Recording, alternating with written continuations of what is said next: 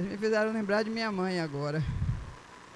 Uma vez Zé Coelho, lá em Salvador, na escola dominical, botou minha mãe para fazer a abertura da escola dominical. Mãe atrasou. Quando chegou, eram as 9h30. A escola estava parada. Quando a mãe apontou na porta, ele disse: se a irmã chegasse aqui hoje meio-dia, era meio-dia que a escola dominical ia ser aberta. Nunca mais ela teve coragem de chegar atrasada para fazer uma abertura. Eu hoje estava me esquentando minha cabeça, pensando como é que ia ser uma escola dominical transmitida. Aí, 9h, Marcos avisou que não ia ser. Aí quebrou minha cabeça, porque para ficar se discutindo e transmitindo. E é coisa horrorosa. Deus no mesmo. Vamos orar, irmãos, para começar. Pai querido, queremos te agradecer por tudo de bom que tu tens feito, por mais esse ano que se inicia e que será vivido na tua presença também, meu Pai. Toma cada um de nós em tuas mãos, perdoa os nossos pecados e dai-nos conhecimento e entendimento da tua pessoa. Em nome de Jesus. Amém. Nós estudamos esse assunto o ano passado, os atributos de Deus, e vamos repetir esse ano, porque é um assunto sempre interessante. Quando eu estudava mitologia grega, e eu gostava muito de mitologia grega, o Olimpo era uma mistura interessante de todos os sentimentos humanos. Os gregos projetavam nos deuses todos os seus sentimentos, de raiva, de ira, de discórdia, de ciúmes, de tudo. Tudo que acontecia na Terra, acontecia no Olimpo em dose elevada. E quando a gente chega no cristianismo, a gente encontra um Deus, e a gente tinha deuses feitos à imagem e semelhança do homem, com todos os sentimentos bons e ruins dos homens. No cristianismo, a gente tem um homem feito à imagem e semelhança de Deus, e que, apesar dos seus defeitos, e de seus medos, e de suas angústias, e de seu pecado, ele foi feito à imagem e semelhança de Deus. E quando ele se encontra com Cristo, ele reencontra essa imagem e semelhança que tinha sido perdida. E nós precisamos ter um cristianismo centrado nesse Deus Todo-Poderoso. Precisamos ter um Deus na dimensão correta para que nosso cristianismo tenha sentido. Porque do tamanho que nós fazemos o nosso Deus, nós fazemos a nossa religião. A gente vê uma luta muito grande para materializar Deus. Quando Moisés subiu no monte para pegar as tábuas da lei, que voltou, eles já tinham feito um bezerro de ouro e já estavam sambando ao redor do bezerro, porque eles precisavam ver alguma coisa palpável. A ideia de um Deus invisível não calhava muito bem. A gente vê sempre medalhinhas no pescoço, um patuá, alguma coisa que você pegue e que lhe transmita a sensação de Deus. E quando Jesus Cristo disse para a samaritana, Deus é espírito, e importa que os que o adorem em espírito e em verdade, aquilo deve ter dado um nó na cabeça dela. Porque ela queria um lugar para adoração. Ela queria um objeto de culto. E os samaritanos tinham cultos os mais variados possíveis. E Jesus Cristo diz a ela simplesmente: olha, Deus é espírito. E importa que os que o adorem em espírito e em verdade. Sem precisar que isso seja materializado. Porque no momento que você materializa Deus, ele se torna do tamanho do objeto que você materializou. Ele não pode ser contido. E isso a gente vê no Velho Testamento todo, que Deus não habita em templos, Deus não pode ser contido dentro de um templo. Por quê? Porque ele é infinitamente maior do que tudo isso. Então, a gente tem que estar sempre na nossa cabeça com a concepção de um Deus grande, majestoso, poderoso, porque Ele pode nos socorrer e pode nos ajudar. Então, os atributos de Deus têm os comunicáveis e os incomunicáveis. A gente vai começar a estudar os incomunicáveis, aqueles que são só dele, que ele não pode transmitir. Porque existem outros atributos, e a gente vai ver adiante, que podem ser transmitidos ao homem. A gente não tem bondade inerente, mas Deus nos transmite a bondade dele. Nós não temos senso de justiça, mas Deus nos transmite o senso de justiça. Mas esses atributos que nós vamos estudar, começar a estudar, são aqueles que só pertencem a Deus. Quais são eles? Quem lembra?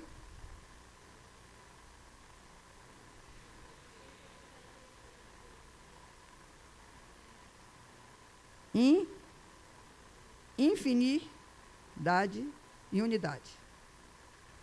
Então vamos repetir: onipresença, onipotência, onisciência, unidade, infinidade e imutabilidade. Isso vai ser dissecado direitinho para a gente entender cada um deles. Vamos começar lendo Salmo 139, versículos de 7 a 10. Esse salmo fala para a gente da onipresença, que é o primeiro atributo que a gente vai estudar. Quem me diz o que é um ser onipresente?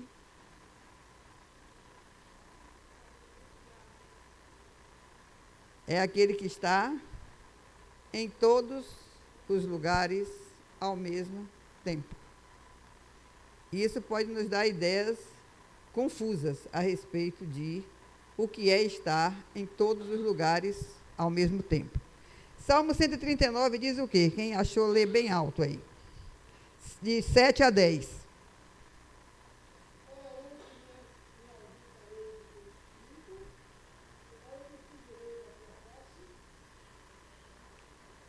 Continua.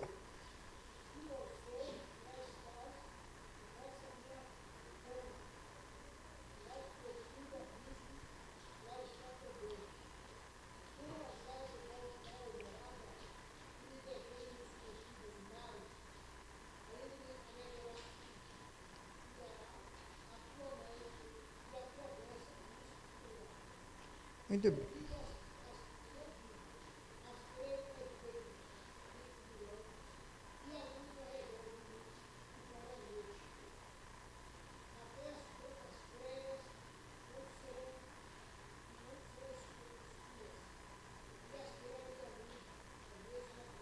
Até aí, Pedro. Tá bom.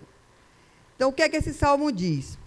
Para onde me irei do teu espírito e para onde fugirei da tua face? Não tem um esconderijo onde a gente possa se enfiar, que a presença de Deus não nos alcance. Isso, para algumas coisas, para algumas pessoas, transmite pavor. Você não poder se esconder de Deus, para algumas pessoas, é uma coisa assim terrível. Seria um eterno Big Brother. Para onde é que eu vou me esconder? Tem câmera ali me vendo. Deus está com suas câmeras todas apontadas para mim, vendo cada ato meu, cada gesto meu, cada coisa que eu faço. Para algumas pessoas, isso não transmite nenhuma boa sensação. Adão, quando pecou, ele conversava com Deus todo dia na viração da tarde. Se encontravam para um bate-papo amigável, para contar as coisas do dia a dia. Quando Adão pecou, qual foi a primeira atitude dele? Se esconder. Não estava mais afim de bater papo com Deus. Não podia contar alguma coisa que tinha feito. Quando Deus perguntasse como é que foi o dia hoje, a coisa ia ser complicada. Queria dizer, não, eu comi da árvore do bem e do mal, mas eu não disse que não comesse, foi, mas eu me atrapalhei. Aliás, ele disse logo, a culpa não foi minha, foi a mulher que tu me destes, que fez com que eu comesse. A mulher se saiu, disse, foi a serpente. E aí começou a se jogar a culpa um no outro. Eu sempre digo que eu ainda vou escrever um livro intitulado A Mulher que Tu Me Destes. porque é muito bom a gente ter alguém para jogar a culpa nas costas. Mas o homem em pecado não tem nem um pouco de vontade de ser fiscalizado por Deus em todos os momentos da sua vida. E Davi diz isso aí: se eu subir ao céu, tu aí estás. Se fizer no abismo a minha cama, eis que tu estás ali também. Se tomar as asas da alvorada, se habitar nas extremidades do mar, até ali a tua mão me guiará e a tua destra me susterá. É interessante que Davi não tinha medo de Deus. O fato de Deus estar em todos os lugares onde ele pudesse se enfiar, dava a ele uma sensação boa. Até nesses lugares terríveis, a tua mão me sustentará. A tua mão direita estará ali comigo. Por quê? Porque ele se sentia bem na presença de Deus. E a certeza de que Deus estaria com ele em todas as situações era uma coisa boa para ele. Por mais perigoso, e ele diz isso, em vários salmos ele diz isso: não há como eu fugir da tua presença, porque tu estás ali comigo. E quando ele se cala diante de Deus, ele adoece profundamente. Quando o pecado toma conta da vida dele, ele adoece profundamente, porque ele perde essa comunhão, esse contato diário com Deus e essa sensação de que Deus estava ali ao lado dele. Então vamos lá ver o que é que não é onipresença. Tem uma ideia que diz que Deus enche todo o espaço, que ele está permeando tudo. Essa ideia não é cristã. Por quê? Porque para você permear os espaços, você tem que ter matéria. O universo é preenchido por a matéria escura, mas ainda é matéria. E Deus é imaterial. Ele não é composto de átomos. Então, a ideia de que Deus preenche todos os espaços não é cristã. Isso é materialismo. A outra ideia é que Deus está em todas as coisas. Ele está nas plantas, ele está nos animais, ele está na água. Isso é panteísmo. Também não é cristianismo. São duas ideias que a gente acha muito bonitinha, mas que não tem nada a ver com nada. Deus não é um universo. Deus está acima do universo. Está fora do sistema. A gente não consegue estudar Deus. Por quê? Porque ele está fora do nosso sistema. Imagine um cientista que faz uma experiência e que ele faz parte da experiência de dentro da experiência. Ele não tem condições de fazer uma análise disso, porque ele está dentro do sistema. Ele tem que estar fora do sistema para conseguir analisar o que está dentro. Mas ele não pode simplesmente participar do sistema e, ao mesmo tempo, ser estudado por si mesmo.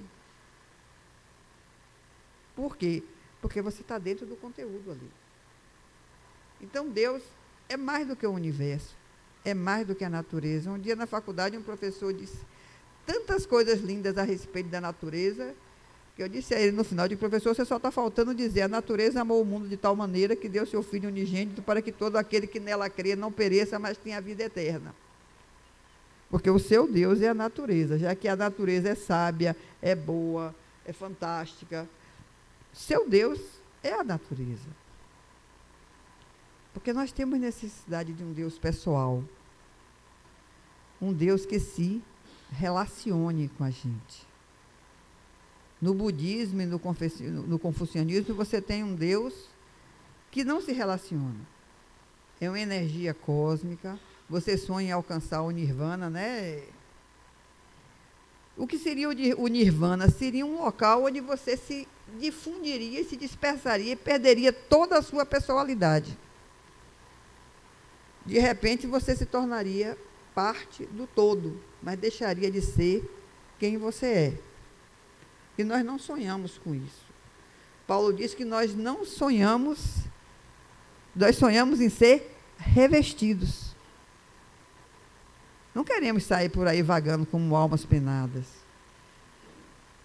E a Bíblia diz que quando que isso que é incorruptível se revestir de incorruptibilidade, e isso que é mortal se revestir de imortalidade, então se cumprirá o que foi dito: tragada foi a morte na vitória.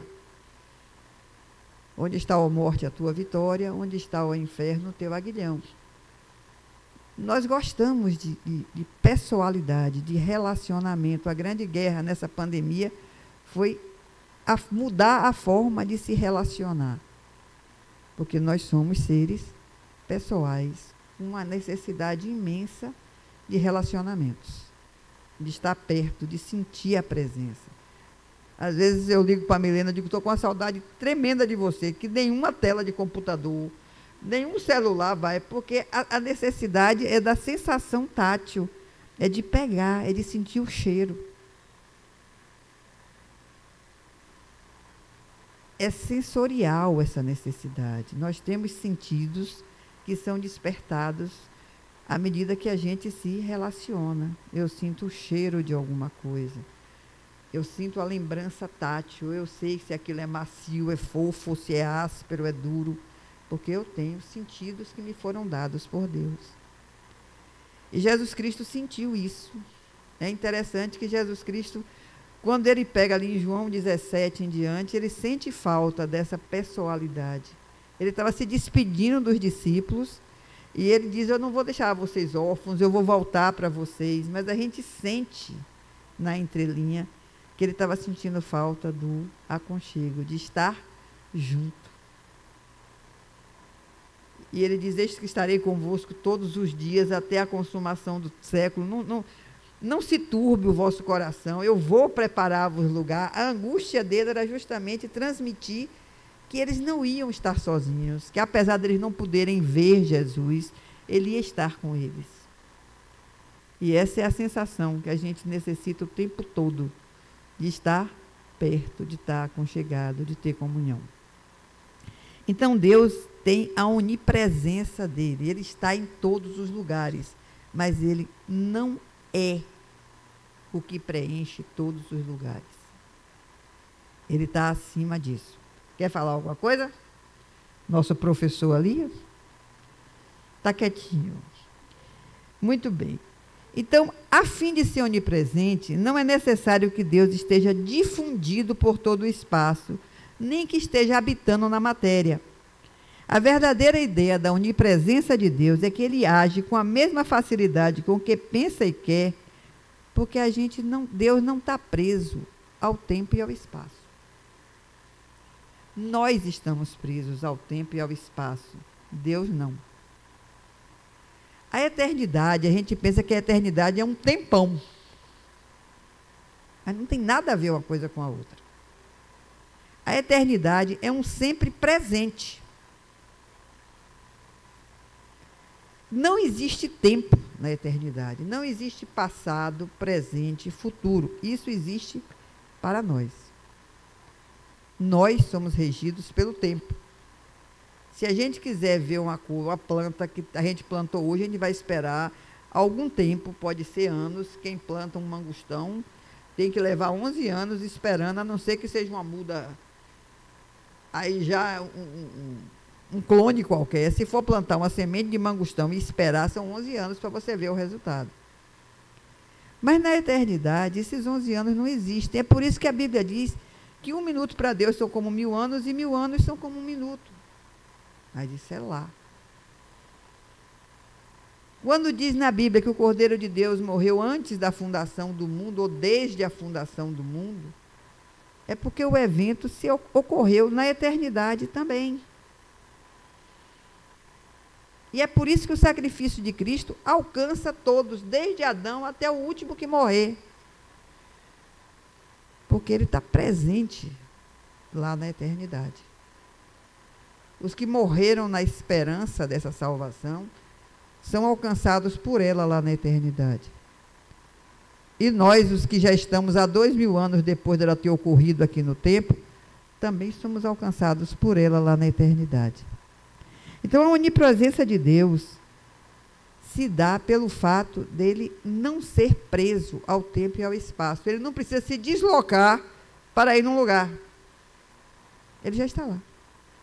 Da mesma forma que meu pensamento aqui pode se deslocar para qualquer lugar distante, sem que eu precise me deslocar até lá. Hoje em dia esse conceito com a internet ficou muito, muito interessante.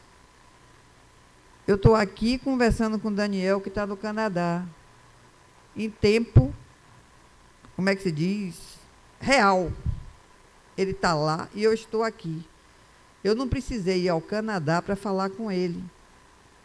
Eu tenho onipresença? Não, mas tem um aparelhinho, um celularzinho, um zap, que consegue fazer com que, de repente, eu tenha uma onipresença suficiente para marcar uma reunião com André em Santa Catarina, Milena em Salvador e Daniel no Canadá e falar com eles ao mesmo tempo, em tempo real. Isso, há 20 anos atrás, seria uma maluquice imensa. Há 30, o nego iria chamar você de maluco. Hoje em dia, a gente faz isso com uma naturalidade tremenda. Faz parte do contexto. Eu estou falando aqui, esse culto gravado vai ser colocado na internet e quem estiver longe, quilômetros, milhares de quilômetros de distância, vai poder acessar. Por quê? Porque a internet transmite isso. Então, o conceito de Deus onipresente significa que Ele está em todos os lugares ao mesmo tempo, sem precisar se deslocar de um lugar para outro. Porque Ele não é regido pelo espaço e nem necessita usar tempo, porque tempo é uma unidade nossa. Cristo, quando estava aqui na Terra, ficou preso ao tempo e ao espaço. Ele levou 4 dias para conseguir chegar onde estava Lázaro. Mas é interessante que o centurião, quando chega lá, ele já tinha esse conceito na cabeça. O centurião, quando pede a Jesus para ir curar o filho dele, ele não diz, você manda uma ordem daqui, que meu filho fica curado lá. Para que você vai ter o trabalho de ir lá, se você é o Senhor do tempo e do espaço? Dá uma ordem. Meu servo fica curado daqui mesmo. Esse trabalho todo de estar caminhando até lá, botar a mão em cima, não. E Jesus Cristo olhou para ele assim e disse, rapaz, ele conseguiu captar certinho o espírito da coisa. E quando alguns queriam pegar, ver, ter a presença, ele disse, não precisa não. Você é tão todo poderoso que basta uma ordem daqui e meu servo fica curado lá. Por quê? Porque Deus não está restrito ao tempo e ao espaço. Então, a verdadeira ideia da onipresença de Deus é que Ele age com a mesma facilidade como pensa e quer, porque para Deus não há o quê? Não há espaço e nem tempo. Ele não está preso ao espaço e ao tempo. Tempo e espaço são unidades humanas. Bota isso na cabeça. Deus não está preso ao tempo. Por isso é que Ele era o Deus de Abraão, de Isaac, de Jacó e o nosso Deus. E na escala de Deus, não há essa graduação que nós colocamos. Dá tudo de uma vez só. Os mais velhos talvez entendam isso mais fácil do que os mais jovens. À medida que a gente vai envelhecendo, a memória se torna plana. Quando a gente é jovem, a memória é como se tivesse numa pilha. Quando eu quero uma memória mais antiga, tipo eu estou com 18 anos e eu quero lembrar algo da infância, eu vou lá embaixo da pilha buscar aquela memória. Mas quando a gente vai envelhecendo, essa pilha vai ficando plana. E quando você está em alguns momentos da idade avançada mesmo, As memórias antigas superam as recentes. Você se lembra de quando você era pequeno, você vai se lembrar de detalhes da sua infância, mas não vai lembrar o que você comeu no café da manhã. Porque as memórias antigas superaram as memórias recentes. Nesse tempo que a gente está agora, a gente consegue lembrar de um colega da escola com a mesma facilidade com que a gente lembra do que aconteceu ontem. Você começa a ver as coisas assim, e não assim. Imagine isso multiplicado por não sei que potência para você chegar a Deus, onde todos os fatos estão diante dele. Às vezes eu me lembro, a imagem que vem na minha cabeça é você no topo de um edifício, olhando para baixo. Você vai ver tudo o que está acontecendo ao mesmo tempo. Você vai ver aquele carro que está passando lá naquela esquina, aquele que está chegando lá, a pessoa que está andando ali embaixo. Então você tem uma noção bem ampla da coisa. Aí vai uma pessoa andando no meio da rua e tem um buraco aqui na frente, na direção da que a pessoa vai andando. A pessoa não tem noção daquele buraco, mas você de lá de cima está vendo exatamente que ela vai cair. Ela vai cair quando? Daqui a 10 minutos. Mas aqui, enquanto ela está andando, ela não tem a mínima noção de que vai cair naquele buraco. Então, quando a gente diz, a gente vai passar para o outro atributo dele, que é a onisciência, que Deus sabe tudo. Ele sabe tudo justamente por isso. Ele conhece o passado, o presente e o futuro. Ele sabe o que aconteceu e ele sabe o que vai acontecer. Mas aquela mulher pode, de repente, parar no meio do caminho. Ela pode ter esquecido uma coisa em casa e voltar e não cair no buraco. Ela pode olhar para o buraco na último momento e não cair nele.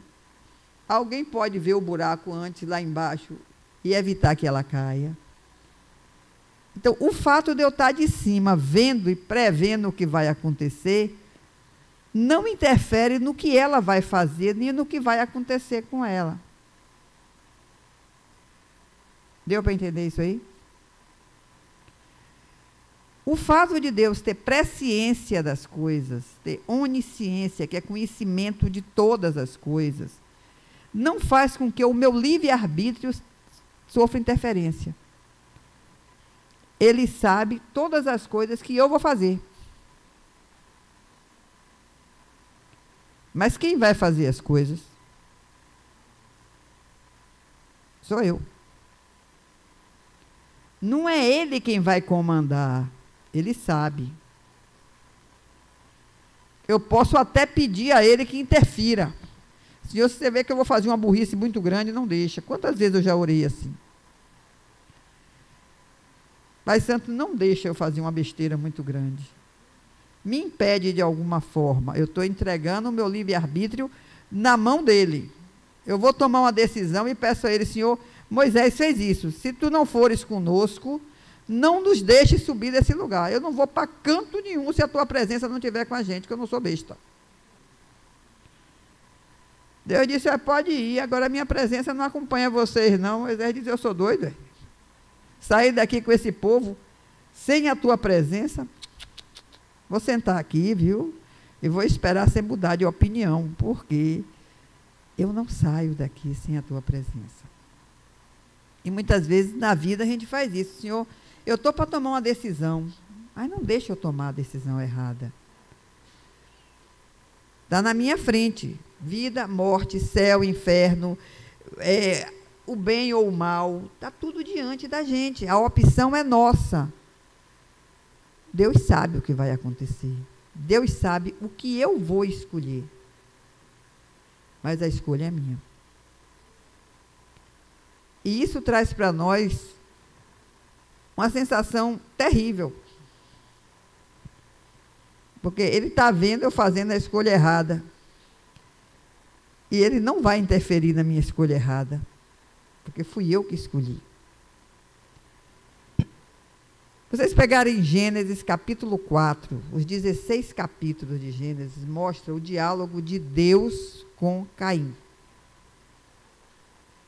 Ele diz a Caim: olha, o pecado jaz à tua porta. A vontade dele está contra, está em cima de você. O desejo dele está ali em cima de você. Mas você pode dominar isso. É uma escolha.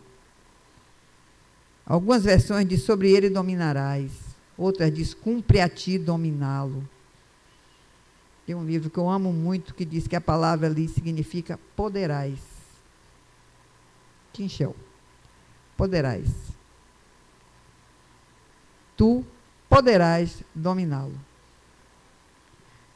O oposto de poderás é não poderás.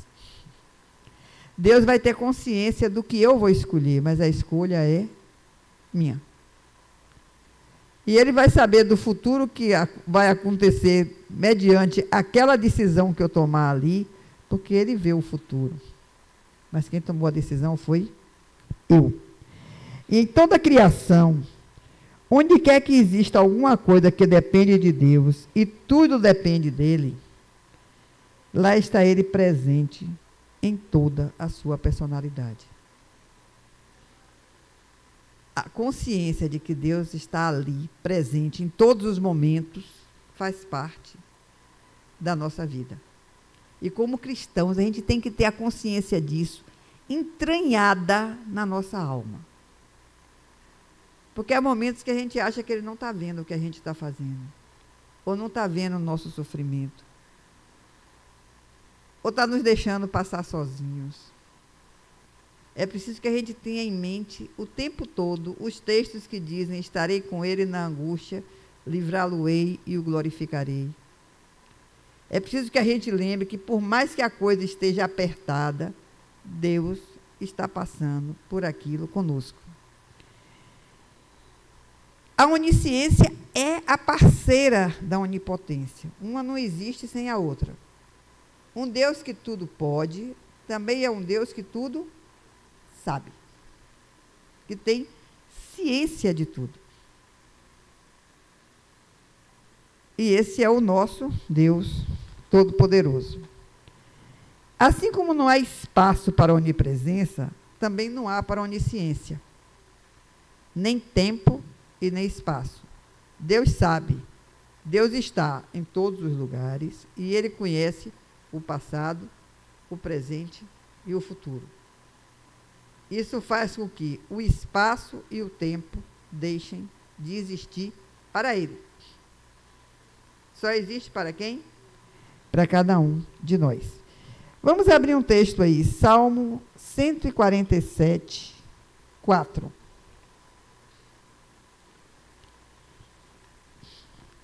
Quem abrir, lê bem alto.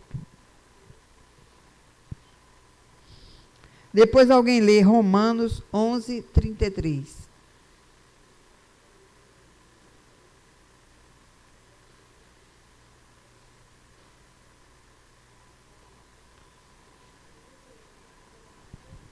Estou vendo isso. Salmo 147, 4 diz: conta o número das estrelas, chamando-as a todos pelos seus nomes.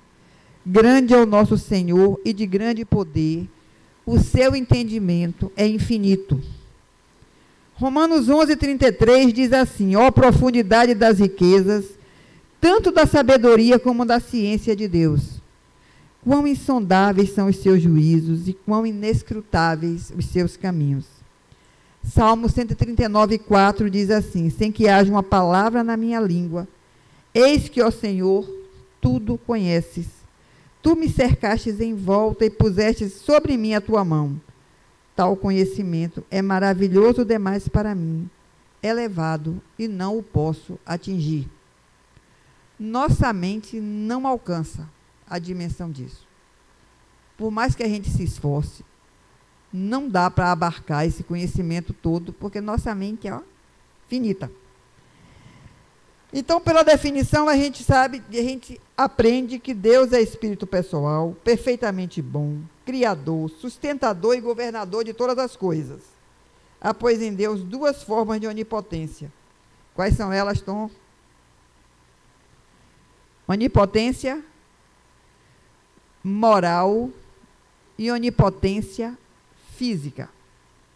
Qual é a diferença de uma para outra?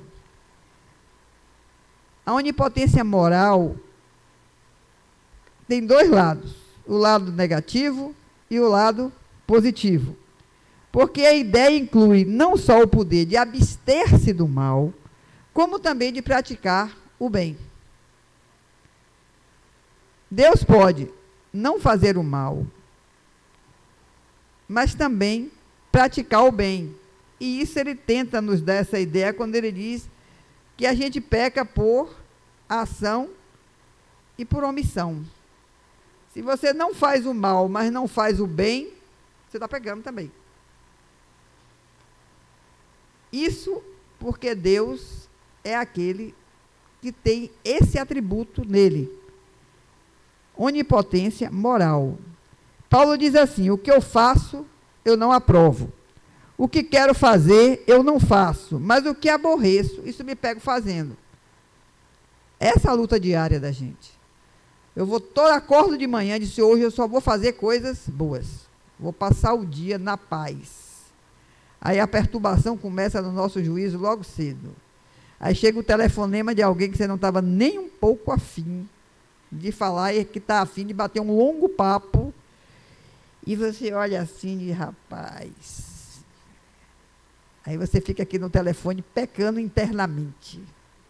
É mesmo, foi, que legal. E pensando, por que eu não enforco essa criatura num pé de bananeira?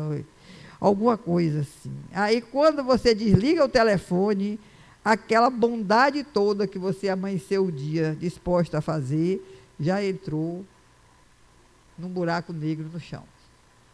Você vai ter que começar do zero. Senhor, me perdoa, vamos agora recomeçar. Respiro fundo, oro novamente, diga agora, Senhor, purifica a minha alma, porque eu vou conseguir fazer o bem. Tropeço numa pedra ali na frente, arranco a cabeça do dedão do pé.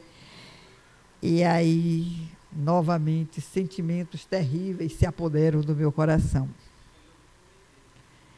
É melhor se amanhecer o dia, seja do jeito que for, de noite eu dou conta de como é que foi o dia. Porque se você não promete, você não tem o que não cumprir. Depois daquele versículo, é melhor você não votar do que votar e não cumprir, parei de fazer voto. Vamos acabar com essa história, que o que eu não prometo, eu não tenho que cumprir. Então, você jura que vai fazer isso? Não juro nada. Se der, eu faço. Vamos fazer propostas de ano novo, não faço mais nenhuma. O que eu consegui fazer no ano novo está de bom tamanho, mas eu não vou fazer metas, nem objetivos, que eu tenho certeza que eu não vou alcançar nenhum.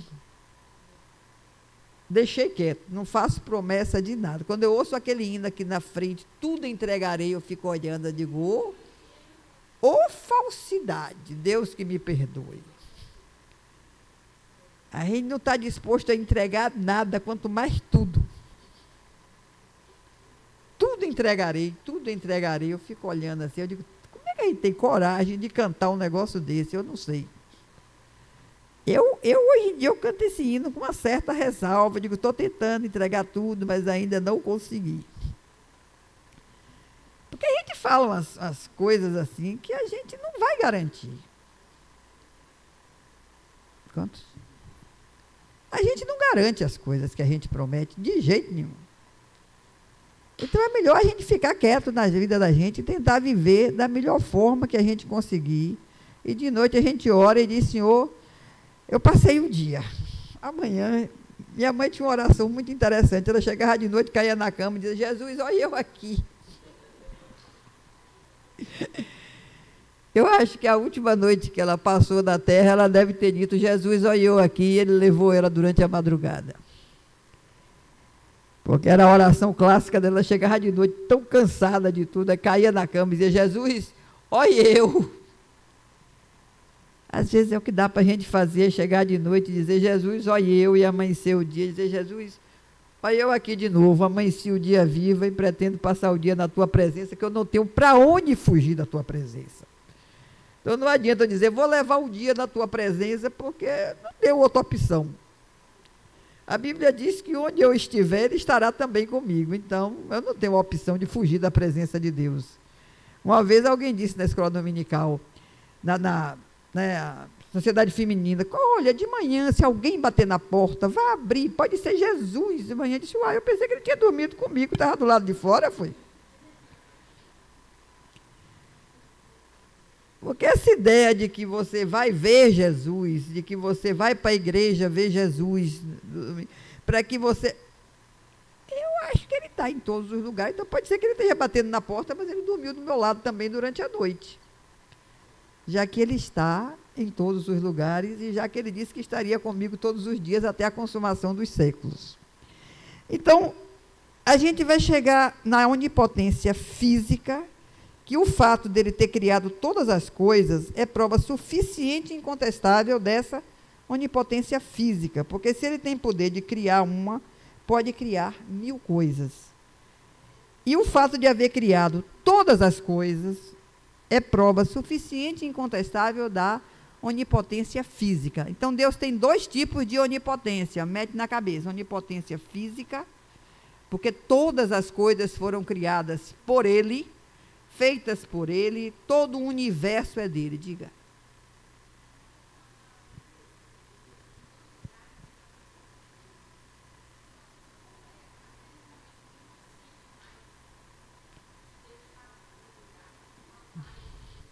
Porque você está em comunhão.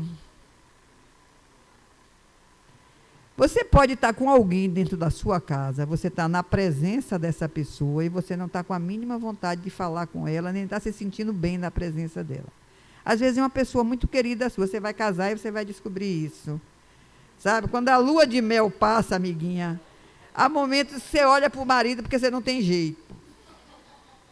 Você olha com vontades e ganas de voar no pescoço e você respirar fundo e dizer, Senhor, tem misericórdia de minha alma.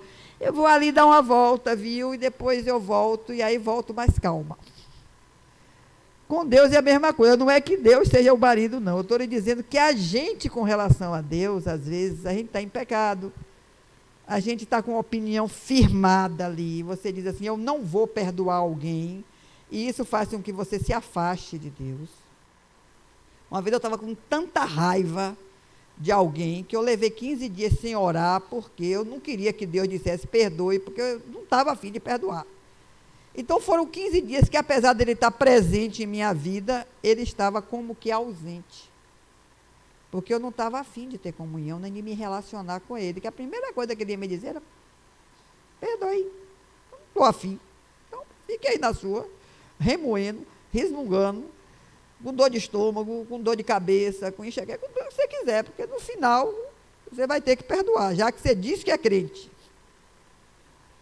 Porque tem um negócio, a gente quer que a Bíblia se adapte à nossa vida, e não é a gente que tem que se adaptar aos princípios de Deus. Então há esses momentos que, apesar dele estar presente, nós não sentimos a presença dele, porque o nosso relacionamento com ele está quebrado. Era isso? Então, onipotência física, porque ele criou todas as coisas. O universo inteiro é criação dele e ele está acima do universo. Além de toda essa imensidão, ele é Deus.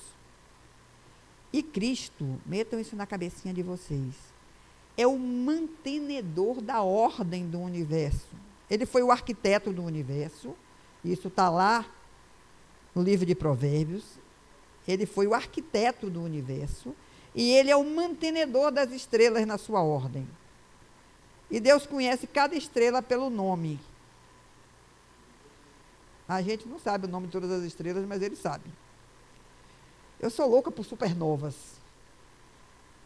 Eu acho supernovas fogos de artifício de Deus. Quando Deus está a fim de fazer um fogo de artifício, ele explode uma estrela, fica aquela coisa linda e maravilhosa, da mesma forma que a gente explode um foguetinho aqui no fundo de casa. Então, não devemos esquecer-nos de que a onipotência moral é a mais elevada forma da onipotência divina. A física é imensa, mas a moral é maior ainda. Os atributos inerentes a Deus de justiça, de bondade, tudo isso faz parte da onipotência moral. Então, tudo que a gente conhece, tudo que a gente vai conhecer, foi feito por Ele. O que a gente não conheceu ainda também, que não vai ter chance de conhecer, foi feita por Ele. E aí é que Paulo diz, porque dele, por Ele e para Ele são todas as coisas. Amém? E amém. Então, semana que vem vai ser estudado unidade. E o que vier pela frente, quem for fazer, vai ter unidade, infinidade e imutabilidade. Hoje a gente estudou onipresença, onisciência e onipotência. Quem está com a palavra, assuma aqui.